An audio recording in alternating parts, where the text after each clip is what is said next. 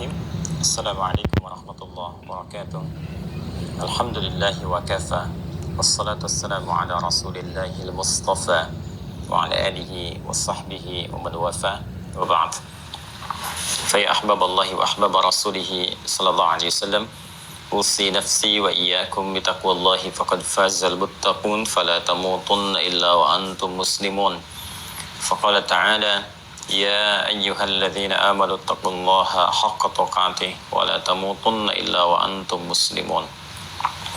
Saudara-saudariku, alhamdulillah bersyukur pada Allah Subhanahu wa taala kita kembali diberikan kesempatan untuk beraktivitas sesuai dengan ajal yang telah Allah tetapkan kepada kita semua dalam menjalani kehidupan. Semoga seluruh aktivitas yang mengiringi kehidupan kita, baik yang telah, sedang, atau akan kita kerjakan, diridhai, diberkahi, dan dirahmati oleh Allah Subhanahu wa ta'ala.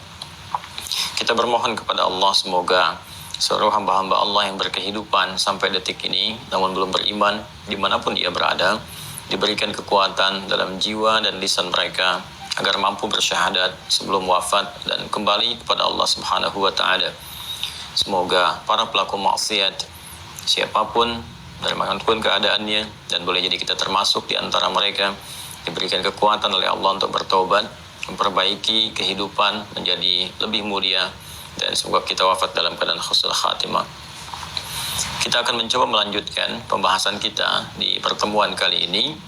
Saat ini kita kembali kepada pengajian pokok kita, masih dalam pembahasan pokok yang kedua dalam syariat Islam, yaitu pokok ibadah.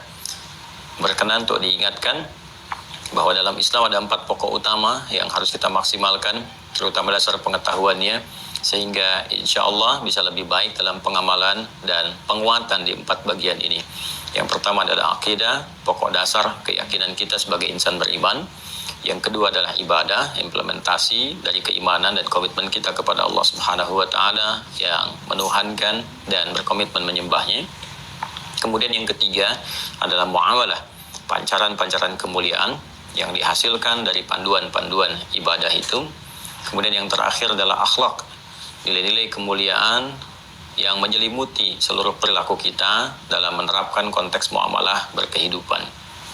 Sekarang kita masih ada pokok yang kedua, dan ini cukup agak panjang pembahasannya, dan kita batasi pada 4 pokok utama yang menyulam nilai-nilai dasar keislaman kita.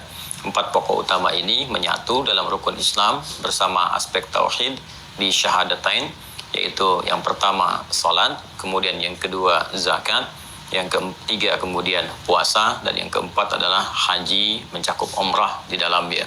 4 ini adalah jalan-jalan pokok menuju nilai keislaman sebagai pancaran dari syahadatain kita, asyhadu an la ilaha illallah wa asyhadu anna muhammadar rasulullah. Nanti dari 4 yang pokok ini akan memancar lagi amalan-amalan turunan yang kita sebut dengan sunnah itu.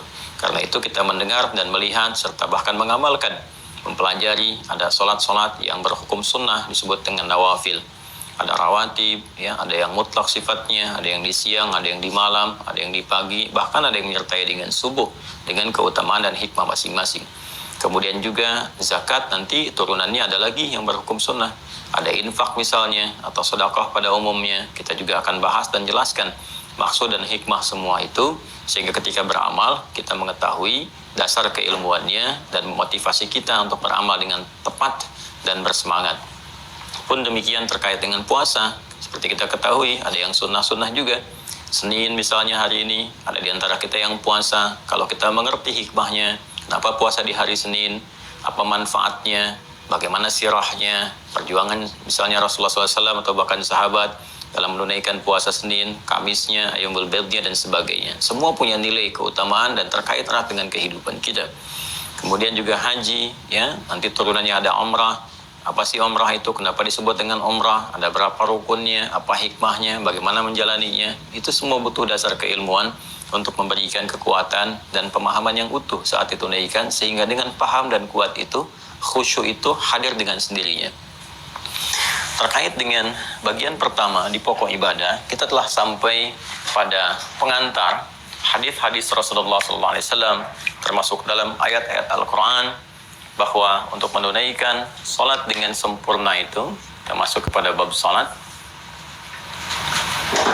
Allah Subhanahu wa taala memberikan isyarat menuju kesempurnaan ini dengan derivasi kata aqama dan juga akarnya dari kata qama, memberikan kesan kepada kita bahwa sholat yang ditunaikan satu, didorong, diarahkan oleh Al-Quran untuk ditunaikan secara sempurna.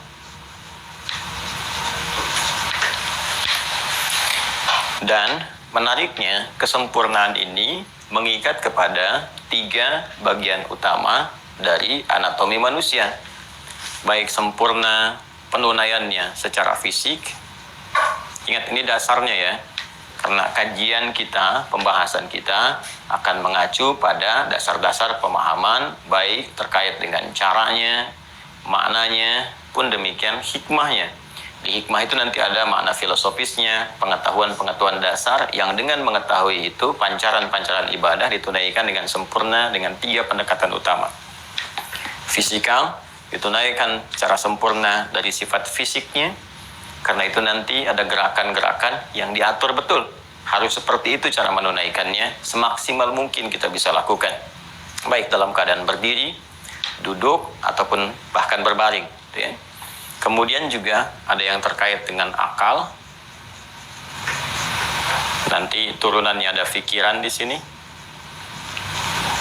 Ya, bagaimana kita bisa mengarahkan pikiran kita untuk mensupport sholat kita saat kita menunaikan dia.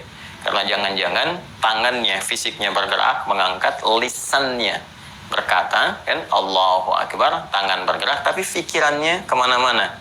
Sehingga dengan itu nilai-nilai kekhusyuan yang harusnya didapatkan menjadi berkurang, tereduksi, atau bahkan hilang sama sekali. Sehingga Nabi SAW pernah memberikan isyarat, ya hatta la yash'ural musalli kamrakatan yusalli. Sampai nanti kelak mungkin ditemukan, kata Nabi, akan ditemukan orang yang sholat tidak memahami, tidak sadar berapa rakaat yang tengah ia kerjakan dalam sholatnya. Bisa terjadi, dan biasanya gangguan dasarnya dari sini. Ya. Kemudian secara rohani di kalbunya, ya, ini jasmani, fisik, ini akal, gitu kan, terkait dengan pikiran, ini rohani, bagian dalam diri kita, kalbunya, ketenangan hati, ketenangan jiwanya. Dan ini puncaknya, karena fungsi dari sholat ini menghasilkan zikir, seperti yang pernah kami sampaikan, dan dalam sekilas ta'lim juga pernah kami uraikan. Itu bukan sekilas informasi ya, awas, tapi itu sekilas pemahaman. Jadi hal-hal yang diduga kuat untuk dipahamkan, ya kan, untuk ditangkap kembali, biasanya saya akan meminta kepada teman-teman di admin itu untuk merangkum dengan singkat disampaikan untuk mengingatkan poin-poin penting yang harus kita hadirkan. Nah ini, ala bidzikrillahi tatma'innul qulub, yakinlah, ya kan, sampaikan, kuatkan bahwa dengan zikir itu kepada Allah, hati akan berdampak menghadirkan ketenangan. Sedangkan sholat itu disebut dengan zikir. Wa aqimis sholata lidzikri. Karena itu orang-orang yang sholat secara rohani harusnya sehat. Ya, jadi sholat itu melatih kesehatan rohani, melatih ketajaman akal, dan juga kesehatan fisik. Tiga-tiganya tercakup di sini. Sepanjang sholatnya ditunaikan secara sempurna. Karena itu orang-orang yang dilatih dengan sholat, diwajibkan sholat sejak awal periode Islam, di awal keislaman, dicontohkanlah Rasulullah ketika sempurna, Masya Allah, perhatikanlah bagaimana secara fisik mereka sehat-sehat dan kuat-kuat. Jadi mengaji sirah itu saya menyarankan untuk menekankan itu semua, sehingga kita bisa mengetahui bagaimana profil para sahabat itu, kekuatan mereka. Jadi kayak kita baca ya, saya misalnya ambil yang paling tinggi tingkatannya saat dalam medan perjuangan misalnya ya, ketika ada tuntutan-tuntutan militer yang menghadirkan mereka untuk berpartisipasi, itu kayaknya biasa gitu. Ada yang, mohon maaf sekali, misalnya dalam satu pertarungan, ada yang kena tebas tangannya, itu ada yang sambil megang tangannya dulu, atau melepaskan tangannya supaya bisa lincah kembali, kemudian mengikuti peperangan itu yang dimaksudkan, dan sebagainya. Itu suasana itu kayak digambarkan seperti biasa gitu. Dan itu tidak mudah mendapatkan kekuatan-kekuatan demikian. Atau kisah heroiknya Khalid bin Walid yang meminum racun paling kuat di Persia, ketika ditunjukkan oleh Ratu Persia bahwa itu yang paling kuat, ya beliau hanya tersenyum saja, ya kemudian berdoa kepada Allah Subhanahu wa Ta'ala, Bismillahilladzi la yadhurru ma'asmihi syai'un fil ardi wala fis sama' wa huwas samiul basir. Kemudian diminum, nggak terjadi apa-apa tuh, sampai semua takluk gitu. Nah itu kan sesuatu yang tidak akan muncul kalau rohaninya nggak kuat. Ya, nah ini ada hal-hal yang sangat luar biasa di balik sholat ini, sehingga sangat ditekankan oleh syariat. Manfaatnya tinggi sekali ya. Karena itu tidak main-main terkait dengan sholat ini. Kita berusaha menunaikan secara sempurna dengan pendekatan-pendekatan ini. Karena itulah kemudian di dalam Al-Quran, proses penunaian ibadah sholat ini itu diiringi dengan pengingat tentang kesempurnaannya.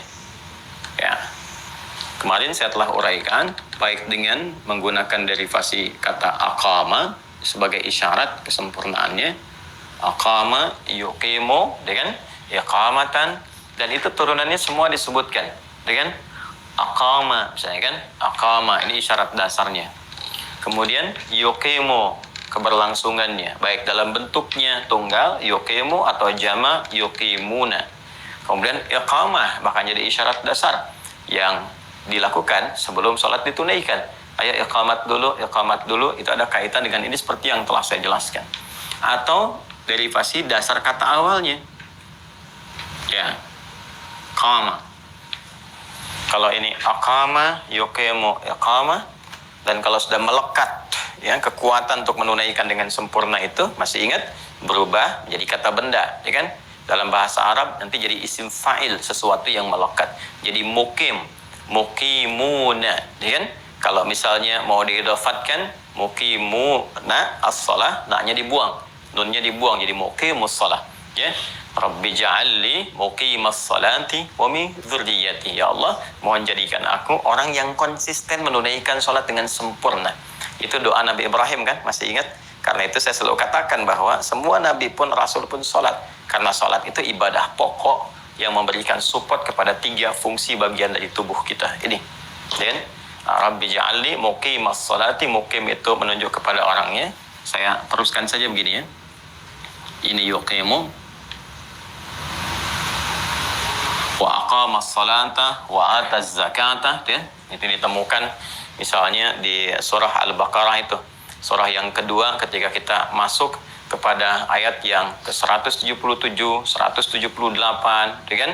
Kita akan temukan ketika Allah berfirman laisal birra an tuwallu wujuhakum qibala al-masyriqi wal maghrib, dan seterusnya sampai menemukan kalimat wa aqamas salata wa ataz zakata, ya, wal mufuna bi ahdihim idza ahadu.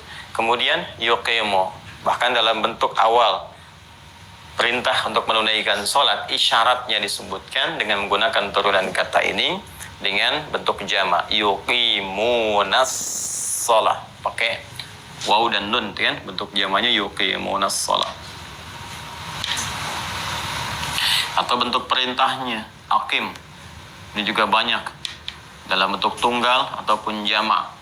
Aqim, misalnya kalau kita ingin ambil di Quran surah ke-11 Hud ayat 114, aqimis salata tarafayn nahar wa zulafan minal lail, kan? Atau kita ingin misalnya Quran surah 17 Al-Isra ayat 178, aqimis salata liduluki syamsi ila ghasaqil lail. Quran surah ke-29 ayat ke-45, utlu ma uhya ilaika minal kitab wa aqimis salat. Atau jamaknya aqimu, ya, aqimu pertama di Al-Baqarah ayat 43, wa aqimus salata wa atuz zakah warka'u ma'ar raki'in. Kemudian kalau sudah melekat ini jadi muqim, ya, muqim atau jamaknya muqimun, wal muqimunas shalah, kan? Rabbi ja'alli muqimas salati. Ini boleh jadi doa yang sangat bagus sekali. Jadi kalau kita minta, mohon kepada Allah, ya, supaya sebelum menunaikan sholat itu, sholat kita bermanfaat secara fisikal, untuk fisik kita, menyehatkan, kan? Kemudian memberikan dorongan pada kekuatan akal, pikiran, meningkatkan kecerdasan, ya. Ini sudah dipraktekkan, ya. Ini nggak sembarangan, ada risetnya. Nanti kalau sudah masuk sirah, kita akan bicara, kita akan jelaskan bagaimana tipikal pendidikan di orang tua terdahulu yang menyupportkan anak-anak mereka itu untuk ke masjid lebih awal. Di masjid itu luar biasa, dan sholatnya itu, makanya Nabi membiarkan anak cucunya itu, ya, di sekitaran Nabi ketika menunaikan sholat itu, karena ada support kepada nilai-nilai ini. Ada rahasia di dalamnya, Kemudian secara rohani juga demikian. Maka boleh kita keluarkan doa yang dibacakan Nabi Ibrahim alaihissalam ya, untuk bisa memohon kepada Allah dengan kesempurnaan penunaian ini. Rabbi ja'alli, gitu kan? Atau Rabbi ja'alli boleh kalau doa, untuk jadi doa ya. Ya. Mau ke sini boleh pakai nun, boleh langsung pakai hamzahnya Rabbi ja'alli, atau Rabbi ja'alli boleh. Ya, kalau ini kan untuk doa sifatnya. Ya, muqimas salati.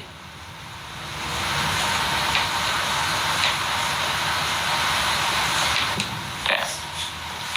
Terus ke anak cucu, wa min dzurriyyati. Ya.